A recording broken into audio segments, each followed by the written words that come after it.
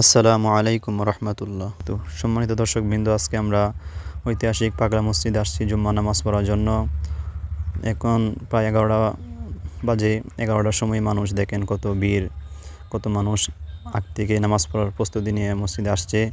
আমার মনে হয় না যে বাংলাদেশের মধ্যে আর কোনো মসজিদ আছে যে এত মানুষ নামাজের এত সময় নিয়ে এত আগ থেকেই এসে জমায়েত হয়। এটা আমাদের জন্য একটি, কিশোরগঞ্জের জন্য একটি গৌরবের বিষয়।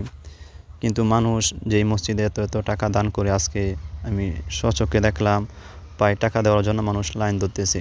কেউ 5,000, 10,000, 1,00,000 টাকা পর্যন্ত মানুষ দান করতেছে। আমার মনে হয় যে এত টাকা এই মসজিদে দান না করে, যে অনেক মানুষের গ্রামের মসজিদ আছে যে মসজিদে পানি পড়ে, মসজিদের উজুখানা নাই, বাথরুম নাই, প্রস্রাবখানা নাই। অনেক মসজিদ আছে যে ইমাম সাহেবের বেতন ঠিকমতো দিতে পারে না, 1 বছর প্রায় 2 বছরের বেতন আটকা।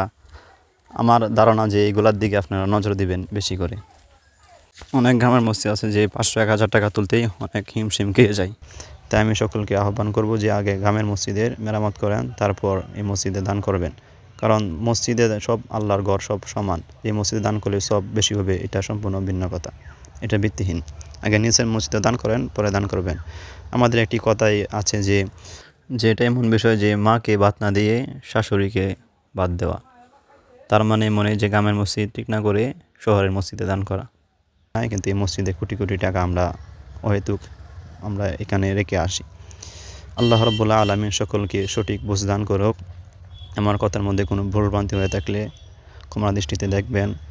কারণ এই মসজিদে আসলে আমার মনে হয় যে আমি ঈদের নামাজ পড়তে আসছি, যে আমি ঈদের জামাতের জন্য আসছি। কারণ এত মানুষ, এত ঈদের মতোই আমার কাছে মনে হয়। যে আপনারা যারা এই মসজিদে আসেন না এখনও, সকলে দাওয়াত, আসবেন, নামাজ পড়বেন। এটা একটি ভালো লাগার জায়গা। আসসালামু আলাইকুম রহমতুল্লাহ।